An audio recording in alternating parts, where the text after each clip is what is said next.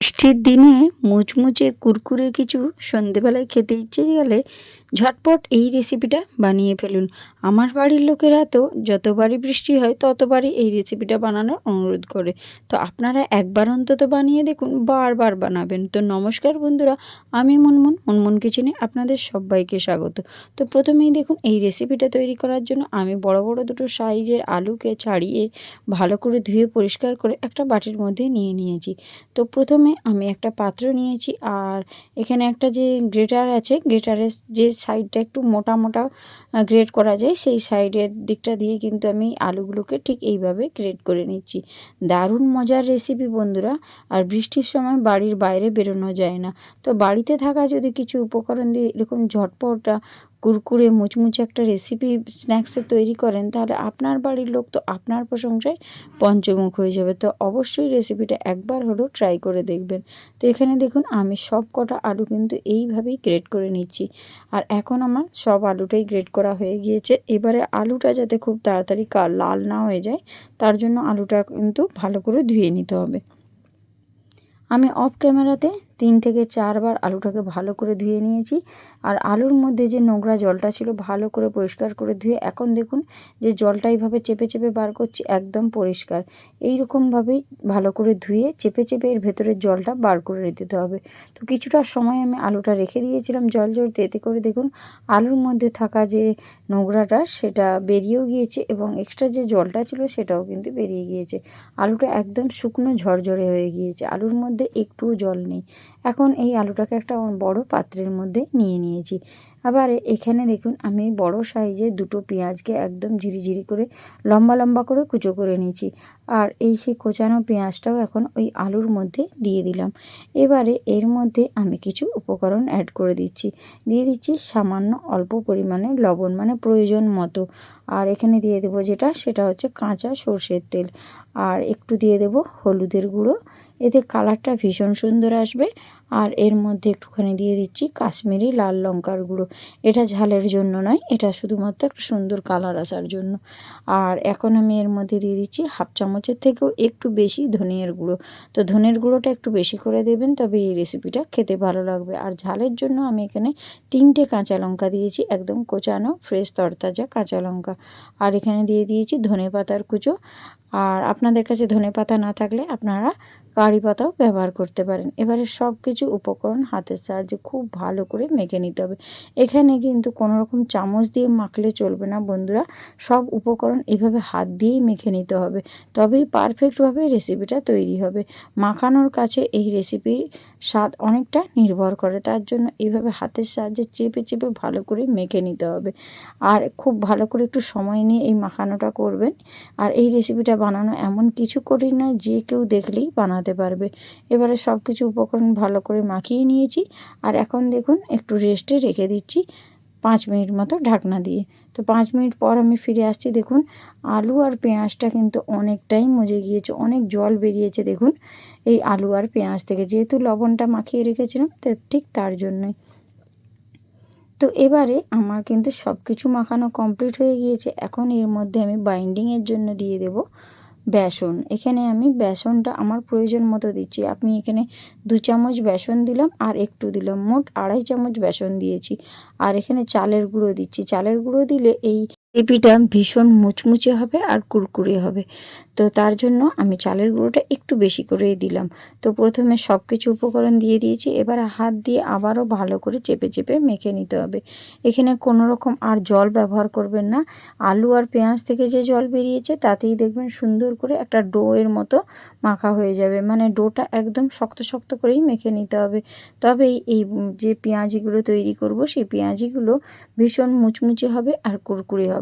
আর ভেজে রাখার 2-3 ঘন্টা পর্যন্ত একই রকমভাবে মুচমুচে থাকবে। একবার আপনারা এইভাবে বানিয়ে দেখবেন, আশা করছি আপনাদের বাড়ির সকলের খুবই ভালো লাগবে। তো দেখুন এখানে খুব সুন্দর করে আমি মেখে নিয়েছি, এটা একটা ডো ফর্মে চলে আসছে। তো এবারে আমি হাতটা ভালো করে ধুয়ে হাতের মধ্যে একটু তেল বুলিয়ে নিয়েছি। এবারে এখান থেকে বেশ কিছুটা পরিমাণে আমি ডো কেটে নিয়ে এরকম গোলাকার শেপ দিয়ে হাতের মতো চেপে দিলাম। চেপে দিয়ে আমি সুন্দর একটু পেঁয়াজি শেপ দিয়ে দিলাম। দেখুন একদম পাতলা পাতলা করে এগুলো করবেন, তাহলে ভেতর থেকেও যেমন সুন্দর ভাজা হবে আর মুচমুচেও হবে, আর অনেকক্ষণ পর্যন্ত এরকমই কিন্তু সুন্দর মুচমুচে থাকবে। এইভাবে দেখুন চেপে দিলেই দেখবেন একদম পেঁয়াজির শেপে তৈরি হয়ে যাবে। এই পেঁয়াজিগুলো চা কফির সঙ্গে সন্ধেবেলায় একেবারে জমে যাবে। বাজার থেকে সবসময় চপ সিঙ্গাড়া কচুরি না কিনে এনে এরকম বাড়িতে থাকা উপকরণ দিয়ে কুরকুরে যদি পেঁয়াজি বানিয়ে নেন, তাহলে আপনার বাড়ির লোকেরা আপনার প্রশংসায় পঞ্চমুখ থাকবে। তো আমি বেশ কতকগুলো আপনাদেরকে এইভাবে তৈরি করে দেখিয়ে দিলাম। বাকিগুলো আমি অফ ক্যামেরাতে তৈরি করে নেব। তো এখানে দেখুন আমি বেশ কতকগুলো তৈরি করেছি। এখন এইগুলো ভেজে নিচ্ছি, বাকিগুলো আমি অফ ক্যামেরায় তৈরি করে নেব। আগে থেকেই দেখুন আমি গ্যাসের উপর ননস্টিক একটা ফ্রাই প্যান বসিয়ে তার মধ্যে কিছুটা পরিমাণে তেল দিয়ে দিয়েছিলাম। তেলটা ভালো করে ধোঁয়া ওঠা গরম হয়ে যেতে তৈরি করে রাখা এক একটা পেঁয়াজি এর মধ্যে দিয়ে দিলাম। আর পেঁয়াজিগুলো যত পাতলা করে বানাবেন ততই মুচমুচে হবে আর কুরকুরে হবে। একটুখানি ভেজে নেওয়ার পর আমি অপর সাইডটা উল্টে নেব, মানে একটা সাইড একটুখানি যখন একটু ভাজা হয়ে যাবে তখন অপর সাইডটা উল্টে দেবেন। সঙ্গে সঙ্গে যদি উল্টাতে যান তাহলে দেখবেন এগুলো ভেঙে যেতে পারে। তার জন্য একটা সাইড একটু ভাজা হয়ে গেলে তারপর আপনারা অপর সাইডে উল্টে দেবেন।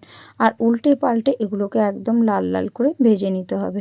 আর এগুলো যখন ভাজবেন গ্যাসের ফ্লেমটা লো টু মিডিয়াম ফ্লেমে রেখেই ভাজবেন, তবেই এগুলো মুচমুচেভাবে ভাজা হবে। যদি হাই ফ্লেমে তুলে রেখে দেন তাহলে কিন্তু ওপর থেকে কালার এসে গেলেও ভেতর থেকে কিন্তু কাঁচা থেকে যাবে। এখানে দেখুন ভীষণ সুন্দর একটা কালার ধরেছে। আমি কিন্তু দুটো সাইড উল্টে পাল্টে একদম লাল লাল করে ভেজে নিয়েছি। আপনারা হয়তো দেখে কালারটা বুঝতেই পারছেন যে এটা কতটা সুন্দরভাবে ভাজা হয়েছে। এর থেকে কিন্তু এগুলো আর ভাজার কোনো প্রয়োজন নেই। এগুলোকে কিন্তু তেল থেকে তুলে নিচ্ছি। একটা বড় ছান্তার মধ্যে এইভাবে তেল ছাড়িয়ে নেব, তারপর আমি একটা পাত্রের মধ্যে তুলে রেখে দেব। তো কিছুটা সময় আমি এরকম ছান্তার মধ্যে রেখে দিয়েছিলাম। সম্পূর্ণ তেলটা দেখুন এখন ঝরে গিয়েছে।